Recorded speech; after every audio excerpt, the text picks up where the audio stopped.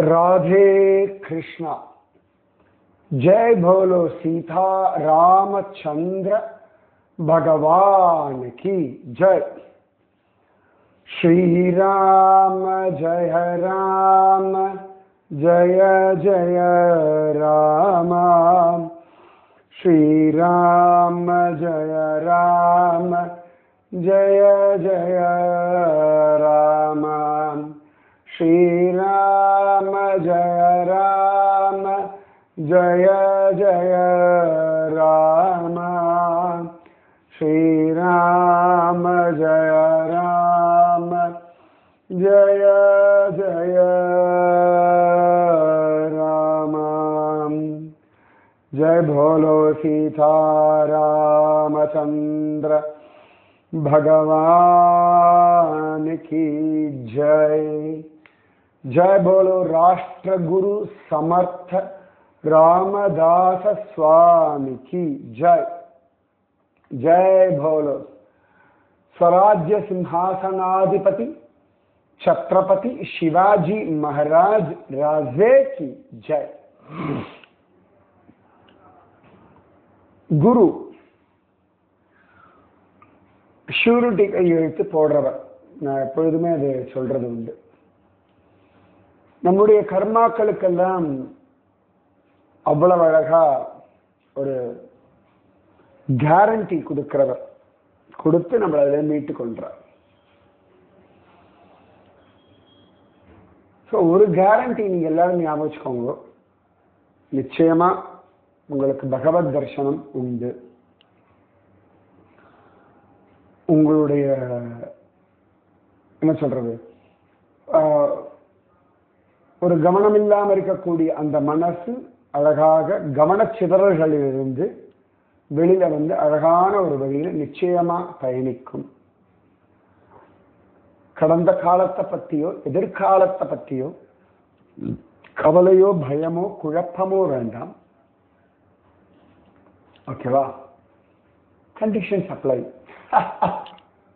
நிபந்தனைகளுக்கு உட்பட்டது. குரு சொல்றத கேளுங்க, அதை கரெக்டா புரிஞ்சுட்டு ஃபாலோ பண்ணுங்க. குரு கிட்ட உண்மையா இருங்க. குருவிடத்துல உண்மையாக இருப்பவர்களுக்குத்தான் இவை எல்லாமே பொருந்தும். இப்ப கர்ணன் வந்து அவனுக்கு எல்லாம் சொல்லி கொடுத்த பரசுராமரிடத்துல உண்மையாக இல்லை. அதனால என்னாச்சு, அவன் கத்துண்ட வித்தையெல்லாம் மறந்து போச்சு. அந்த குருவிடத்துல பி லாயல் டு யுவர் குரு. நீங்க மனுஷாலோட பழகும் பொழுது ஒரு விதமா நடப்பேள், அப்புறம் குருவை பார்த்தா இன்னொரு விதமா நடப்பேள். அப்படின்னா அது ரொம்ப கஷ்டம். நீங்க எப்பொழுதெல்லாம் குருவு கிட்ட உண்மையாக இருக்கிறீர்களோ யுவர் growth இஸ் கண்ணுக்கு எதுக்கு நீங்க பார்த்துட்டு இருக்கலாம். நீங்க எப்பெல்லாம் எங்கெல்லாம் எந்த விஷயத்தெல்லாம் குரு கிட்ட வந்து உண்மையாக இல்லையோ, நடிக்கிறீர்களோ, அதை நான் சொல்ல வேண்டிய அவசியம் இல்லை. B truthful to your guru, அது ரொம்ப அவசியம். இது வந்து உடனே குரு கிட்ட எல்லாத்தையும் சொன்ன, காத்துல இருந்து பல் தேய்க்கிறதுல இருந்து நான் ராத்திரி இப்படி படுத்து தூங்குவேன், ஏசி போட்டு, அப்படி அர்த்தம் இல்லை.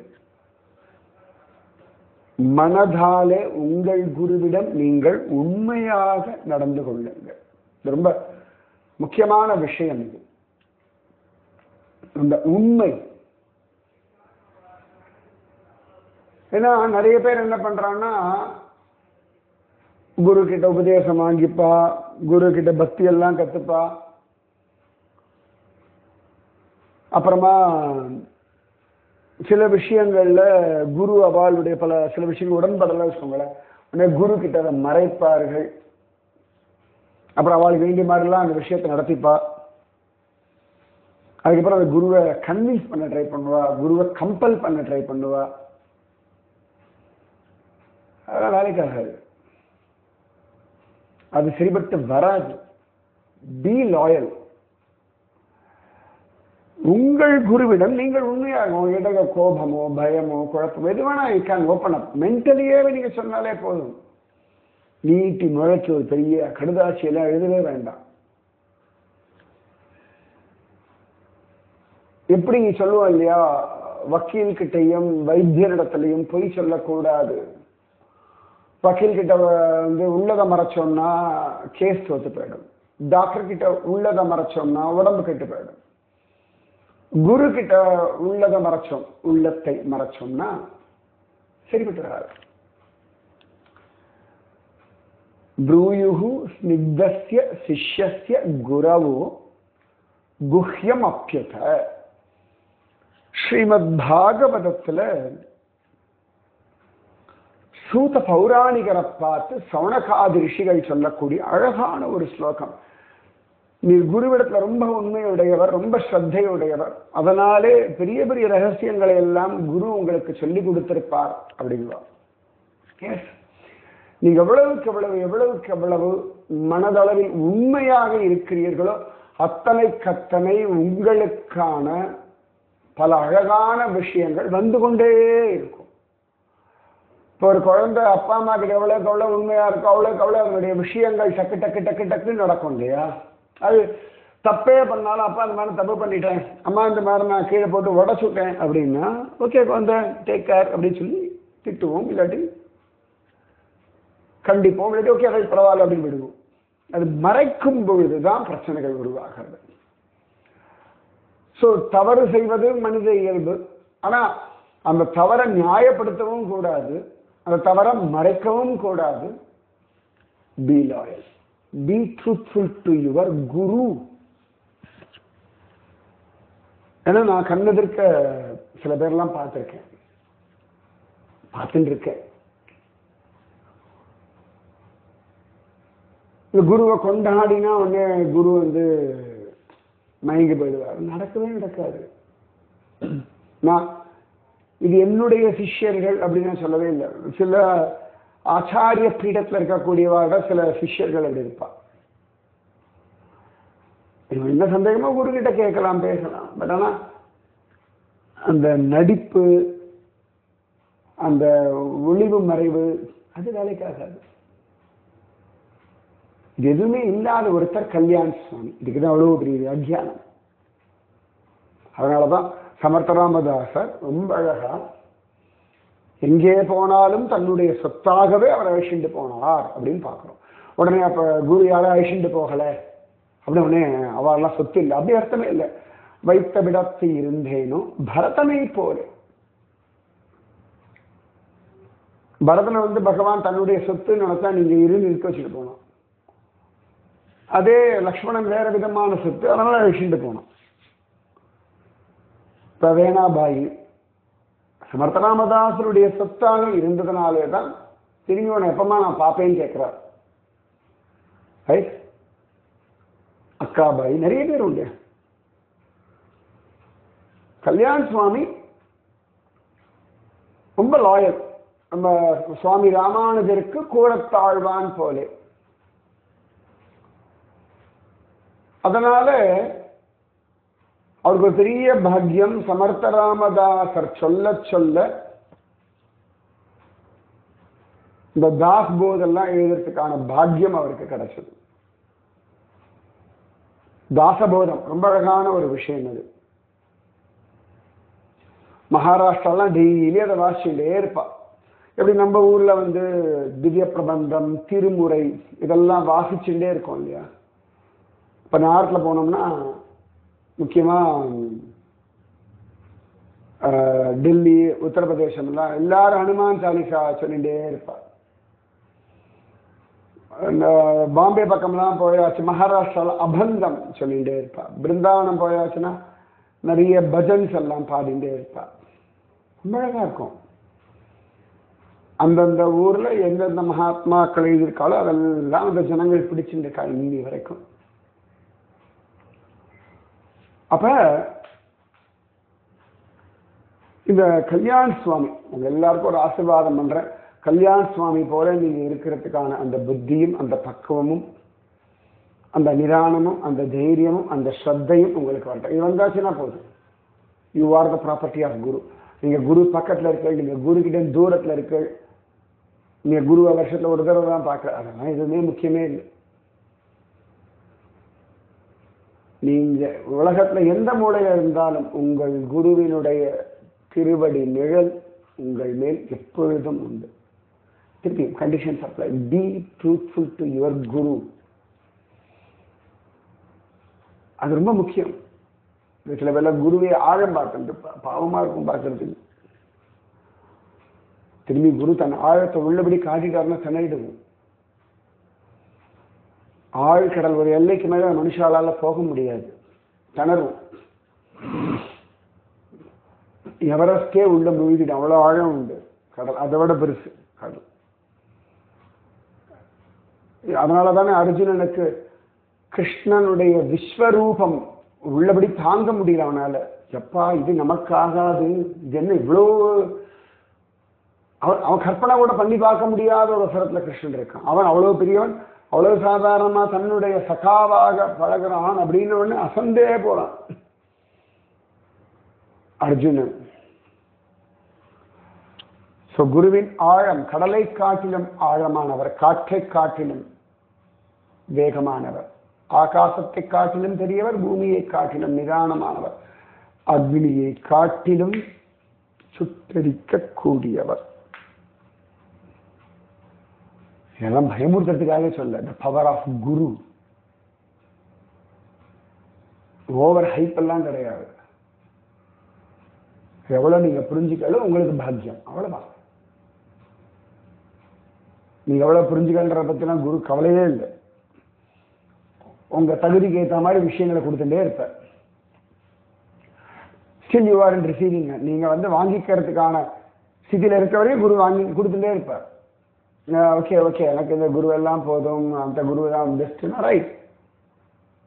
அந்த கொடுக்கப்படுகின்ற வஸ்துக்கள் நிறுத்தப்படும். உண்மைதானே? ஒரு ஒரு விஷயம் வீணடிக்கப்படுகின்றன, அதை கொடுக்கக்கூடாது இல்லையா? யாருக்கு தேவையோ அவளுக்கு தானே கொடுக்கணும். ஸோ நீங்க ரிசீவிங் ஹேண்ட்ல இருக்கணும். வாங்கி கொள்ளும் பக்குவத்தில் இருக்க வரைக்கும் உங்கள் குரு வாங்க குடம் நிறைக்கும் வள்ளல் பெரும் பசுக்கள் தான், சந்தேகமே வேண்டாம். சரியா? கல்யாண் சுவாமி அப்பேற்பட்டவர். அதனால குருவோட இருக்கார். அதனாலே அவருக்கு தாசபோதம் எல்லாம் சமர்த்தராமதாஸ் அப்படியே தியானத்துல சொல்ற. இதெல்லாம் சிவத்தர்கள். நமக்கு தாசபோதத்தை முக்கியமா கொடுத்த இடம் சிவத்தர்கள். அந்த அந்த நிஜமாவே அந்த குகைக்குள்ள அப்படி ஒரு சாநித்தியத்தை உணர முடியும். பிரம்மாண்டமா இருக்கும். அதாவது பிரம்மாண்டம்னா சைஸே சொல்ல, அந்த இடத்துடைய அந்த வைப் அப்படி சொல்லணுமா, இந்த காலத்துல வைப்ரேஷன். வைப் என்ன வைப் தெரியுமா? அப்படி ஒரு சாங்கிட்டி, அப்படி ஒரு சாநித்தியம். நீங்க தூங்கும் பொழுது உண்டாகக்கூடிய மன அமைதி, சஞ்சலமற்ற அந்த மனசு அபாவம் அந்த சிவத்தர்கள் இடத்துல உணர முடியும். ரொம்ப ஆச்சரியமா இருக்கும் சிவத்தர்கள். அப்ப ரொம்ப ஜோரா சமர்த்தராமதாசர் இந்த தாசபோத ஆரம்பிக்கிறார். எப்படின்னா ஒரு கான்வர்சேஷன் மாதிரி தான். யாரோ ஒருத்த கேள்வி கேட்கறான், அவனுக்கு பதில் சொல்ற மாதிரி ஒரு காமன் மேன். இப்ப திருப்பாவையில தோழிகள் கேள்வி கேட்கிறான், ஆண்டாள் பதில் சொல்ற மாதிரி உண்டு இல்லையா?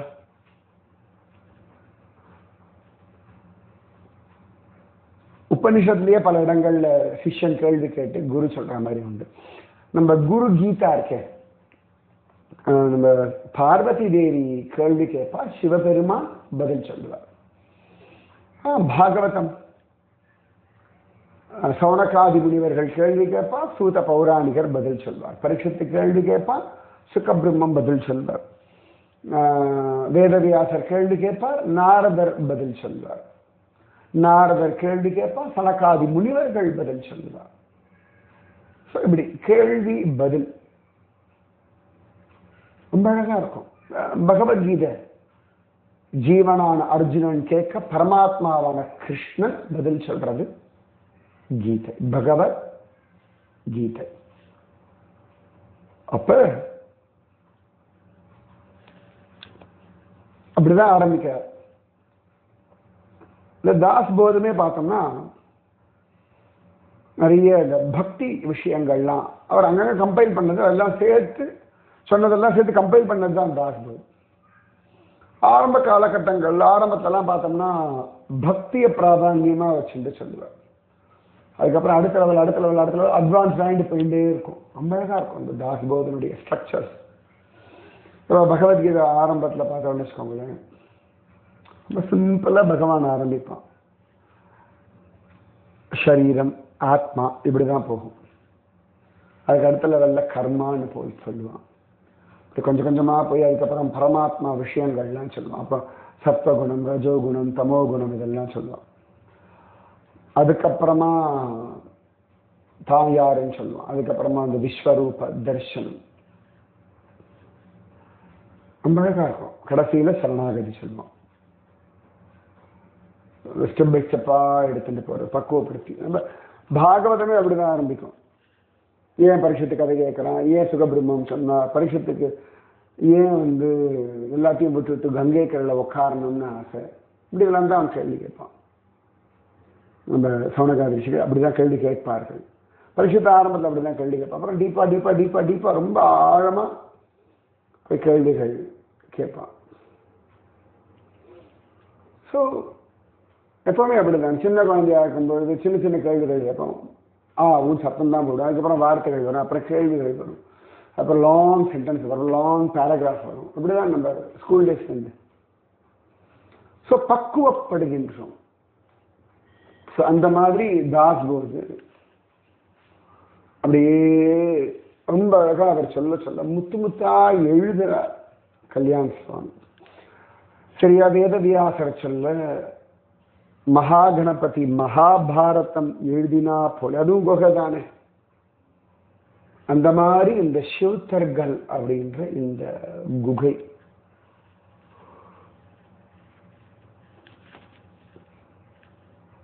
நான் நிறைய குகைகள் போயிருக்கேன். அதில் எனக்கு ரொம்ப பிடிச்ச ஒரு குகை சிவத்தர்கள். போலாம் அழிச்சுட்டு போனோம். எல்லாருமே அழிச்சுட்டு போனோம். சார் பூனே போயிட்டோம்னா பூனேலேருந்து பார்த்துட்டு போயிடும் போடும். அப்படி பிளான் போடுவோம்.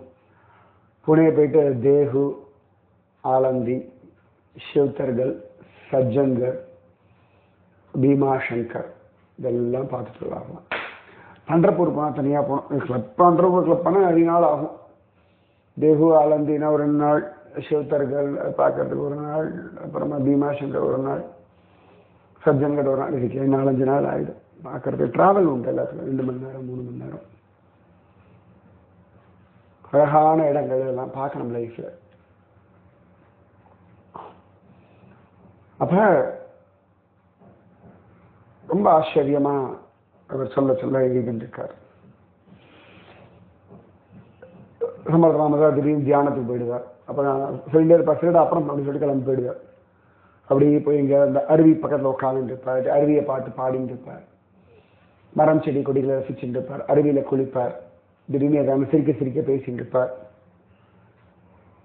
அப்புறமா பிக்ஷைக்கு போவார், எங்கள் கிராமத்துக்கு போவார். அப்புறம் கல்யாண சுவாமியை தான் கொடுத்தா சாப்பிடுவார். சமையல் வேறு எங்கேயா பழத்தை பறிச்சு இந்தாடா சாப்பிட்றா அப்படின்வார். தாஸ் போது சொல்லும் பொழுது சமர்த்த ராமதாசர் வேற, அருவியில் குளிக்கும் பொழுது வேற, நடக்கும் பொழுது வேற, பேசும்பொழுது அதாவது மனிதர்களோட பேசும்பொழுது ஒரு வேற. கல்யாண சுவாமி அவர் ஏகாந்தமா பார்த்துட்டு இருக்கும்போது பேசிட்டு போது சிரிச்சு படுத்துட்டு இருக்கும் பொழுது வேற. திடீர்னு கல்யாண சுவாமி அப்படியே ஊற்றி பார்த்துட்டே இருப்பார். சில சமயம் கல்யாண சுவாமி ஒரு மாதிரி இருக்கும், என்ன சுவாமி ஏதாவது தப்பு பண்ணிட்டாங்க அப்படின்னாரு. ஏண்டா நான் பார்த்தா தப்பு தான் நீ பண்ணியிருப்பியா, சந்தோஷத்துல கூட பார்ப்பேன்ல, என் குழந்தை சிஷ்யன் ஒன்னா வந்திருக்கானே என்ன அப்படின்னாரு. சமயத்தில் ஒரு நாள் ஒண்ணுமே பேச மாட்டார். கல்யாண சுவாமிக்கு எல்லாம் தெரியும், ஓகே இன்னைக்கு பேசல, ரைட் ஏன் பேசல, நான் தப்பு பண்ணிட்டேன், அந்த பயமே இல்லை அவருக்கு. சரி தப்பு பண்ணா என் குருநாதர் சொல்லுவார், நான் கேட்டுக்கிறேன். அவரோட ஆட்டிடியூட்ல கண்டுபிடிச்சிருவான், அவருடைய செய்கையில கண்டுபிடிச்சிருவான்.